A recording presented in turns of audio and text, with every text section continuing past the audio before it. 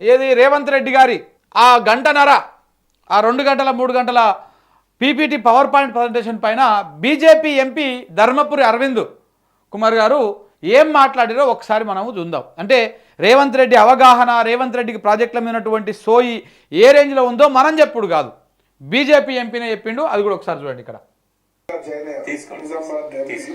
అరవింద్ గారు, మీరు కూడా సీఎం ప్రెస్ కాన్ఫరెన్స్ చూస్తుంటారు, ఆల్ పార్టీ మీటింగ్ మీ ఎంపీలు కూడా అటెండ్ అయ్యారు. 2 గంటలు సోది పెట్టిండు రేవంత్. నేను ఒక అర్ధగంట చూసినాను, తర్వాత టైం వేస్ట్ అని వదిలేసినాను. అంతే కదా. ఇప్పుడు ఆంధ్ర ముఖ్యమంత్రి ఆంధ్రాకి రాయలసీమకి ఏం చేసుకుంటున్నాడు అన్నది ఆయన సబ్జెక్ట్. అది ఓకే.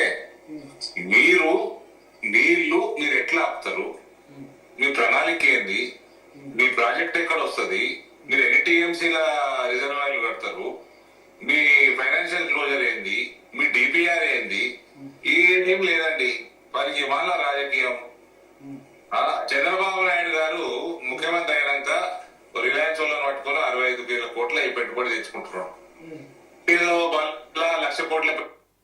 సో ఆయన క్లియర్గా చెప్తా ఉన్నాడు. ఏమంటున్నాడు, చంద్రబాబు నాయుడు గారు ఆయన ఆంధ్రాకి కానీ రాయలసీమకి కానీ నీళ్ళు ఎట్లా తీసుకుపోవాలనో అట్లా తీసుకుపోతా అని చెప్పేసి తీసుకుపోతాందుకు ఆయన ఒక ప్రణాళికతో ఉన్నాడు. ఆయన హక్కులను లేకపోతే ఆయన నీళ్ళని తీసుకుపోవడానికి ఆయన శతవిధాల ప్రయత్నాలు చేస్తూ ఉన్నాడు.